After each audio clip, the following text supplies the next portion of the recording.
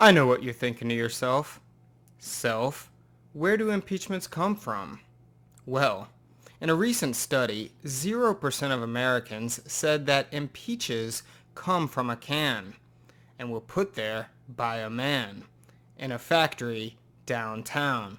Now, quite frankly, this is ridiculous. So in today's episode, we're going to talk about where impeachments actually come from and whether or not it's constitutional to impeach a former government official that is no longer in office.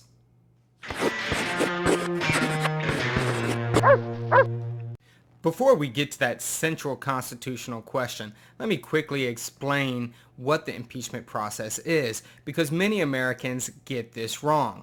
When we talk about impeachment, it is actually a two-step process. Sometimes the word impeachment is referring to both steps, but in other cases, it's only referring to the first step. This makes things tricky and confusing. Technically speaking, to impeach is simply to bring charges against, and that is done in the House with a simple majority vote.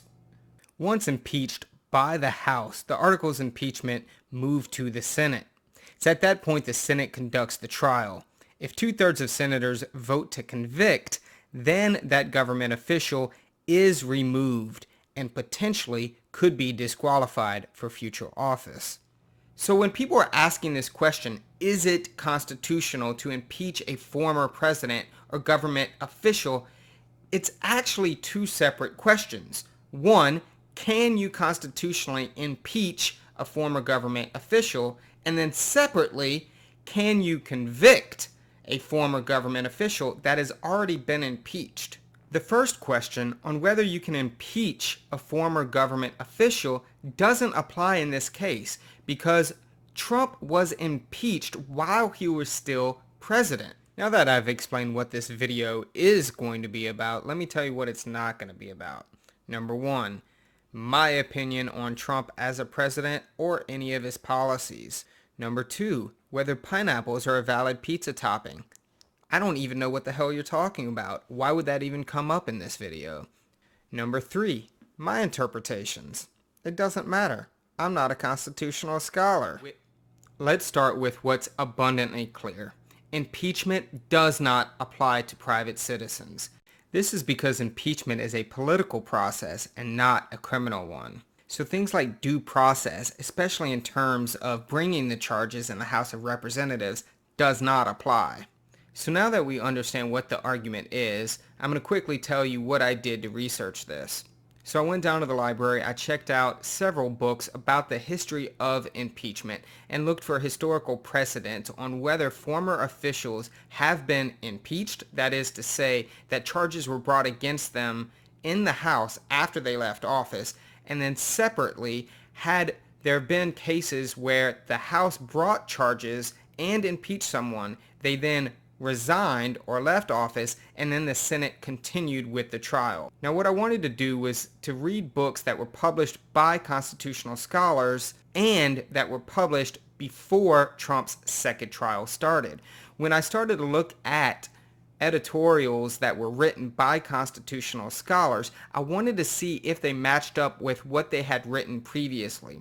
I did this because I wanted to catch any hypocrites that perhaps were changed their mind simply because it was Trump. Thankfully, there are several examples in American history we can look to. Also in 2016, several Republicans talked about impeaching Hillary Clinton if she had won the election.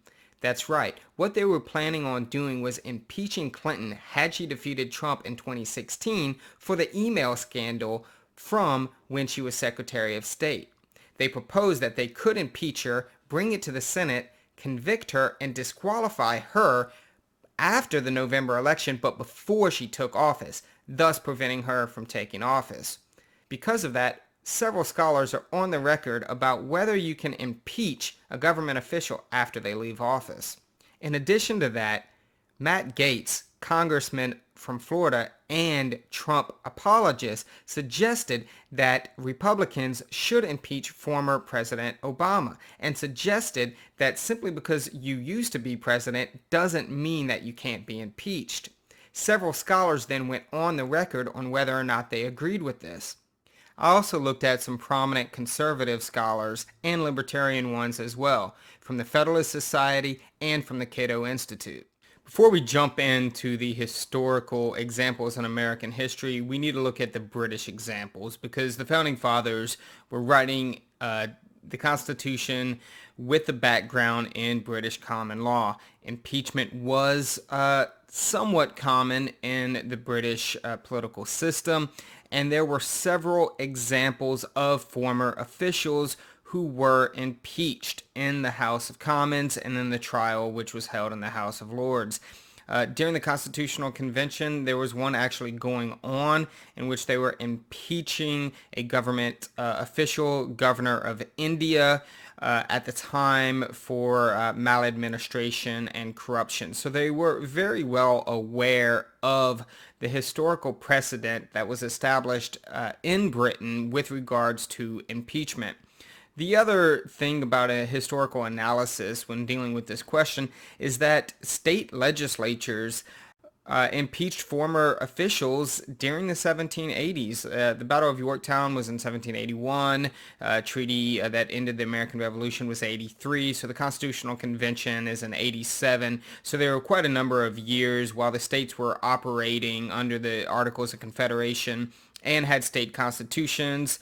New York, Massachusetts had impeachment written into the constitutions, which, I mean, those were the two main states that it was modeled after, and were talked about explicitly in the minutes of the constitutional debate.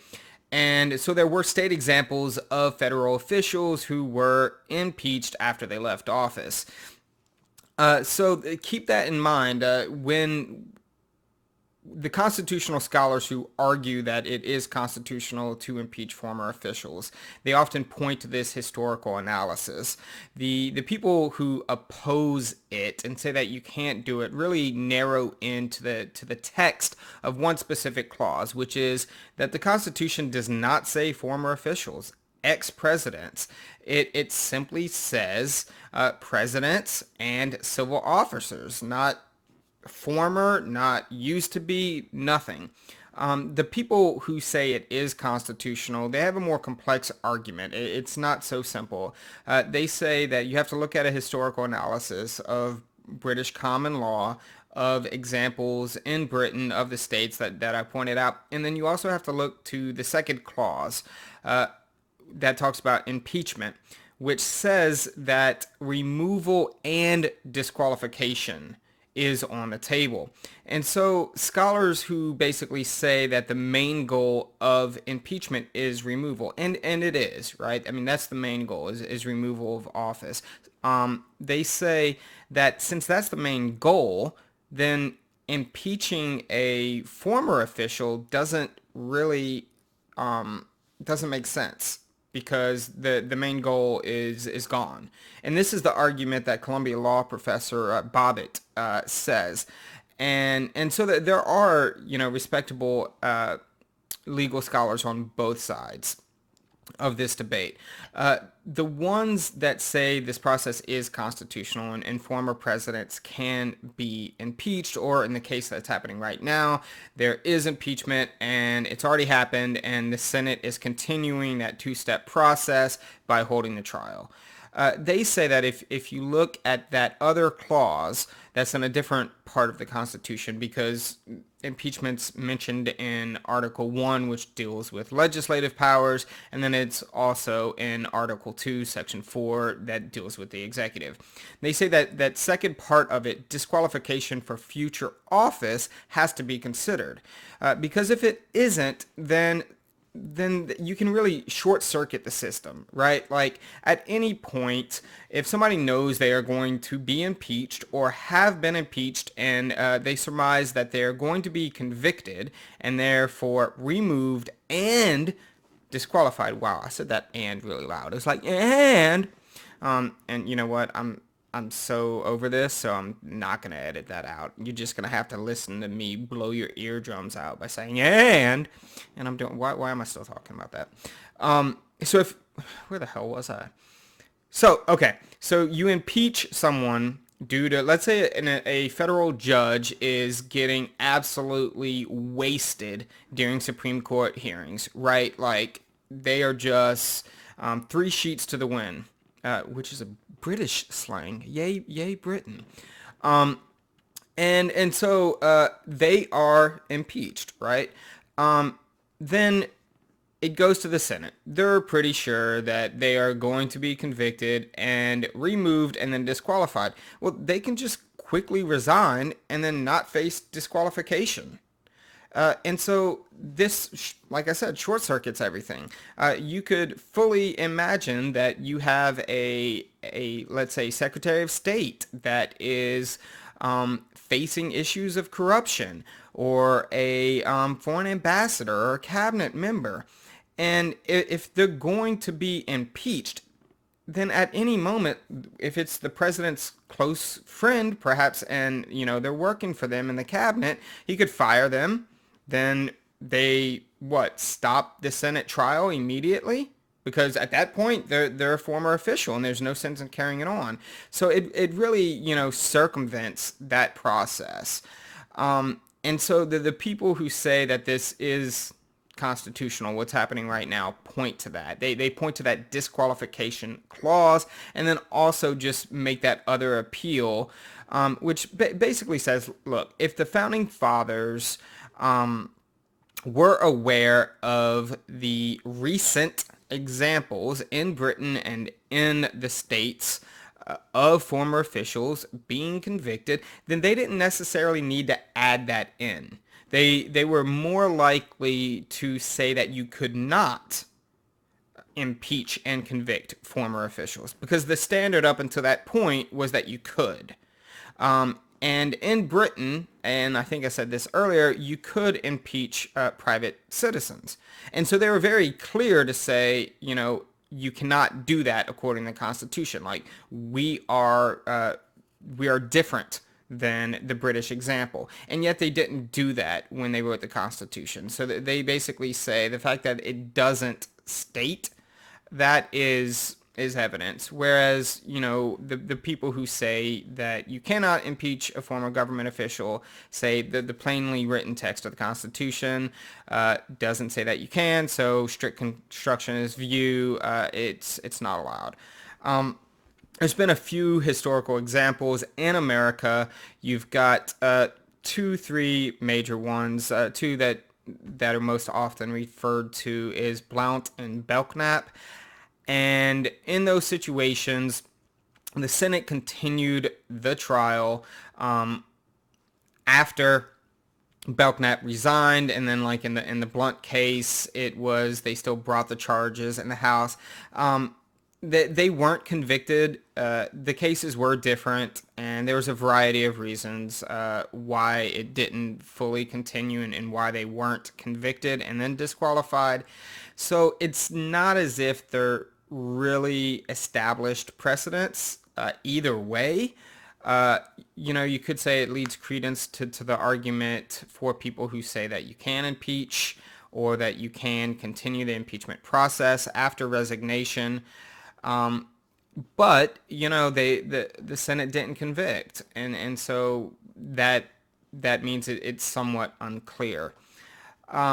So going forward, as I said, I checked out these books. I looked through a lot of them. I read editorials in many different publications. I listened to an hour and a half podcast through the National Constitution Center with Keith Whittington, a center-right scholar from Princeton University, and then Michael Ludig, who is a former federal judge. Whittington had the view that it is constitutional. Ludig says it's not. As I mentioned, the Columbia Law professor, he says it's not. And then the other one to mention would be Turley from George Washington University.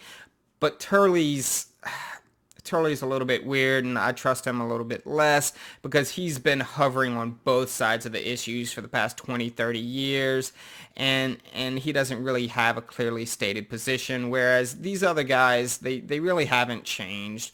You read what Michael Gerhardt, published. You read what Whittington has published. Akhil read Amar of Yale.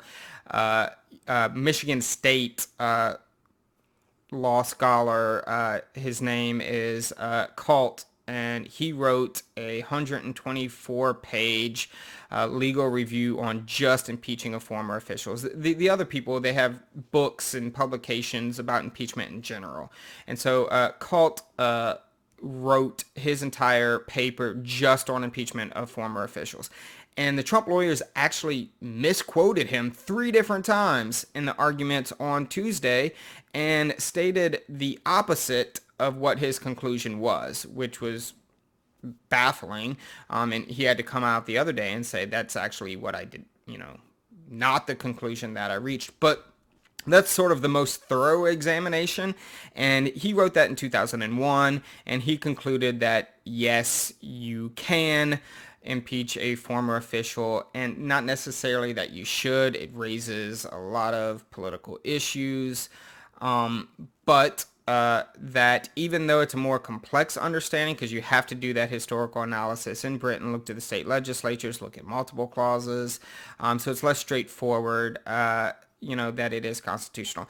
And that's actually where most of the scholars fall, is that it is constitutional. And so, reading through those guys, Cass Sunstein of Harvard, he basically said that you can't impeach, and again, I can't remember if I mentioned this. I've actually recorded this over 3 days because I've been researching, doing other stuff. So I've just been trying to fool you by throwing on the same clothes so it looks like it's the same day, but it's not. I probably should have kept that to myself. So he said, Sunstein of Harvard Law said that you cannot impeach a former official, but you can convict one. So since the Trump impeachment started, the charges were brought, the House voted on it while he was still president, the Senate can continue. And so that's where I'm not going to say it's a consensus that it's really overwhelming, but it's close to that. 170 constitutional scholars signed a letter saying that they agree with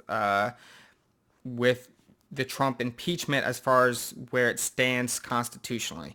And these are not all liberals. It says it in the letter that they have a wide ranging political ideology, and then also their approaches to the Constitution are different. Some are originalists, some are textualists, some are living, believe in the Constitution as a living document.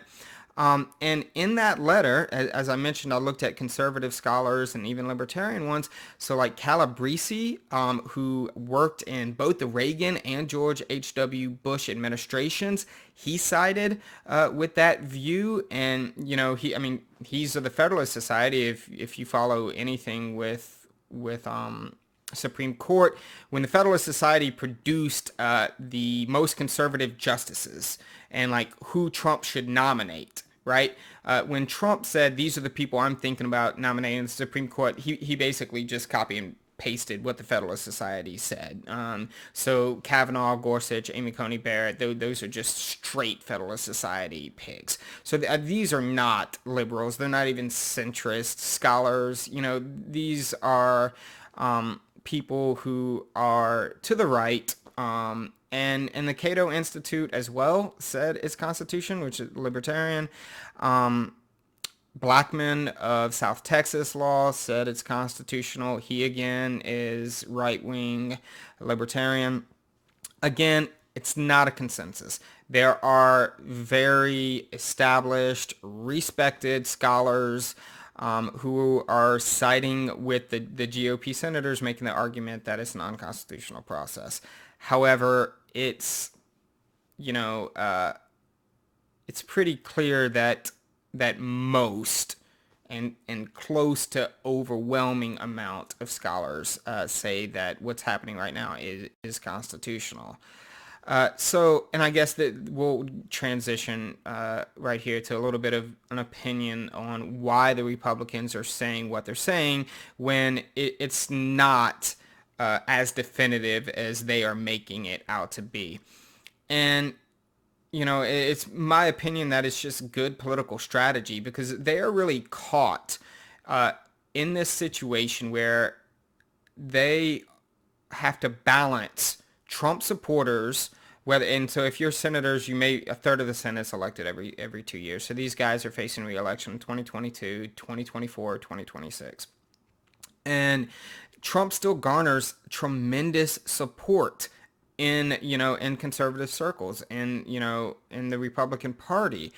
And so if they vote to convict him, then they they lose a big chunk of donations and of voters, and really face the possibility that they're going to lose the primary. Not perhaps the general election, but the primary, because in the primary they're running against other Republicans, in a close primary, especially, and and they're going to lose. Whereas if they simply exonerate Trump, then they're going to anger some moderates, some independents, whether it's centrist or moderate Republicans. I mean, they're already struggling to get the college-educated white vote. Suburban women, abandoned Trump in large numbers. And the internal polling from the Trump campaign said as much, why he lost, the autopsy of why he lost. It was women in the suburbs, college-educated males. And so they're caught in this position, right? And so the best political strategy for them the best political strategy for them is to split the difference, right? And say, oh guys, what Trump said was not good. It was a mistake, and what happened on January 6th was horrific. But this process is just unconstitutional. And then, they can tell the Trump supporters, I stood with Trump. I was loyal. I didn't vote to convict. And then they can tell the moderates, yes, the inflammatory rhetoric that Trump used, should not have happened. We have to tone it down.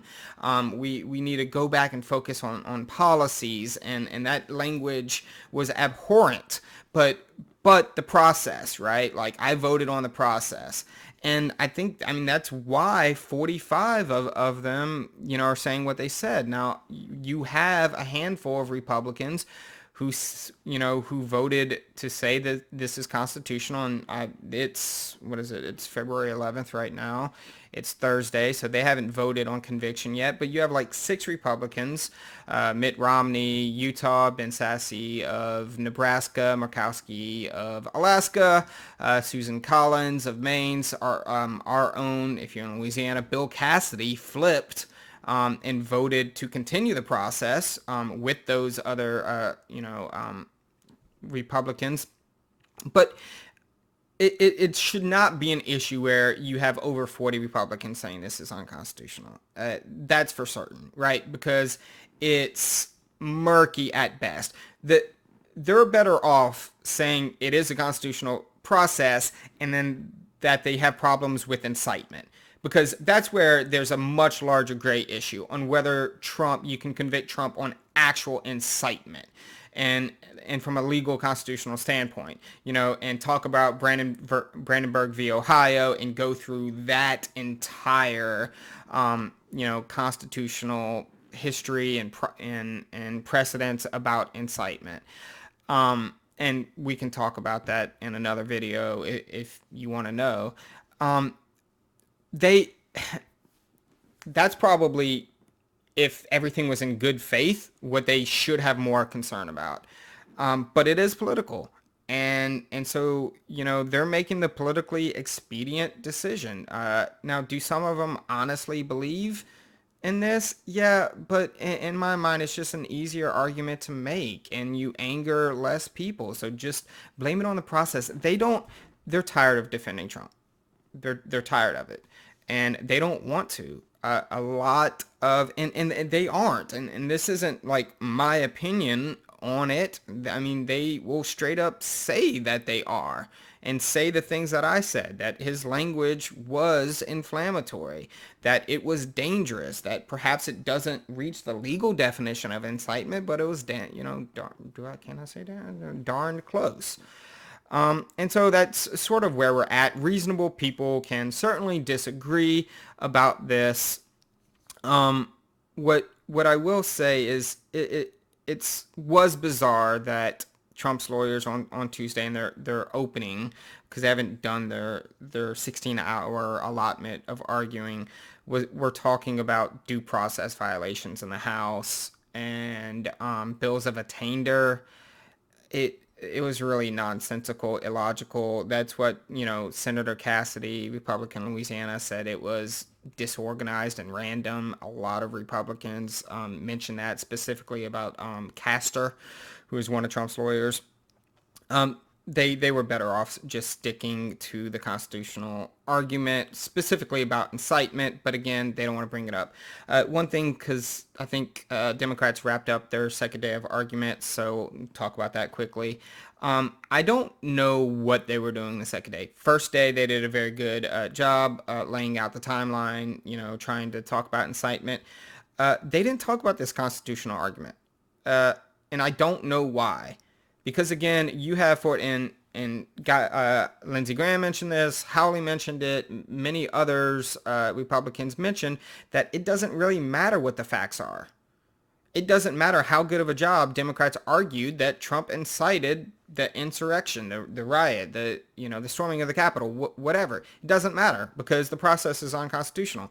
Why the House managers, who are the ones that are arguing in the Senate trial, didn't focus on the constitutionality of the process is somewhat befuddling to me.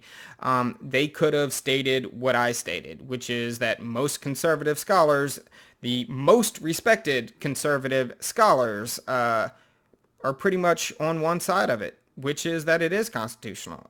They didn't really make that argument. I don't know why. But yeah, that's pretty much it. Man, my previous stuff, I talked for like 45 minutes. That's why all the previous stuff is so choppy, because I edited it to do this. But yeah, I'm pretty much done. I've got a busy night ahead of me, and so I'm not adding transitions. I'm not doing the fancy stuff. I apologize.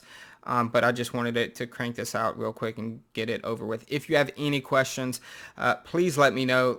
Leave it in the comments of the video, and I can make another video trying to answer anything else.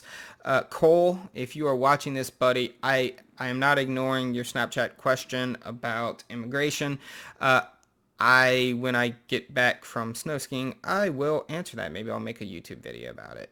So that's it. I don't know. I should have a sign off where I'm pow, pow, pow, catch you on the flip side. Sunglasses.